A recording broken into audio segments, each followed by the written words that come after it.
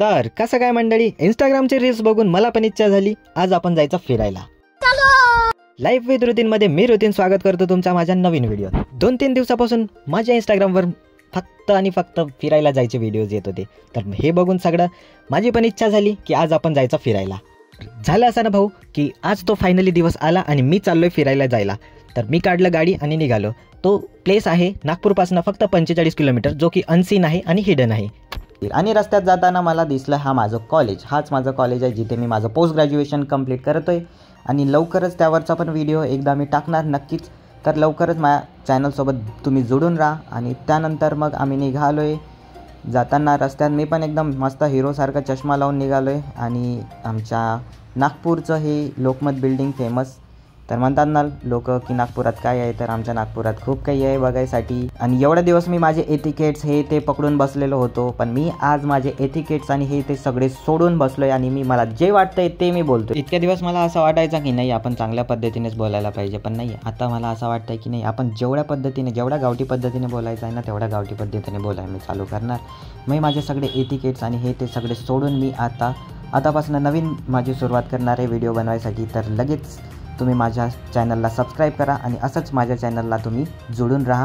अर्ध्या तासानंतर मी पोचलो खापरखेड्यावरनं समोर गेल्यानंतर मग मला दिसलं पारशिवनीच्या रस्त्याला लागलो. आणि तिथनं पण अर्धा एक तासानंतर मी पोचलो पारशिवनीला पोचल्यानंतर मग तिथे आम्ही पारशिवनीच्या अंदरनं रस्त्यातनं जात होतो. रस्त्यातनं जाता मग आम्हाला तिथे लागला खूप जोराचा पाऊस. तर पाऊस लागल्यानंतर मग आम्ही एका ठिकाणी थांबलो. तर भाऊ मला ॲड्रेस विचारतोय, आम्हीच तिथे नवीन तर आम्ही कुठला ॲड्रेस सांगणार. तर आपले काका तिथे लागले लगेच तंबाखू मळायला.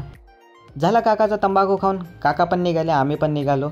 निघाल्यानंतर पारशिवनीपासनं 6-7 किलोमीटर पासनंच एक आहे रस्ता, कच्च्या रस्त्याला लागलो. तिथे लगेच समोर आम्हाला दिसू लागला ते मंदिर दिसला. मंदिरच्या आजूबाजूला मस्त तिथे भाऊ लोक मस्त मासे वगैरे पकडत होते. मग आम्ही काय मंदिरच्या मेन एंट्रन्सला आलो. मेन एंट्रन्सला आल्यानंतर आम्ही एंटर केल्यानंतर आम्ही तुम्ही बघू शकता हा एकदम मस्त व्ह्यू जो की होतं गजानन महाराज मंदिराचं.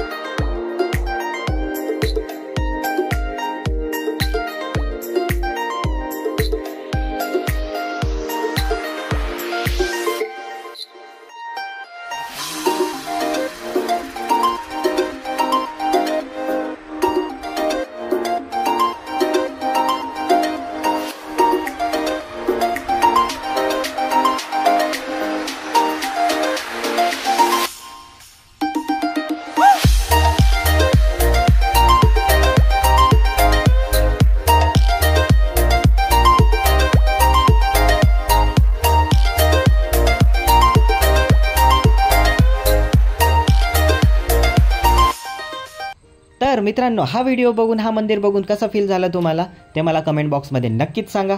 तुम्ही कधी या मंदिरला व्हिजिट करते हे पण मला कमेंट बॉक्समध्ये नक्कीच सांगा. तर मी डिस्क्रिप्शनमध्ये याचं प्रॉपर लोकेशन टाकतोय, तुम्ही या.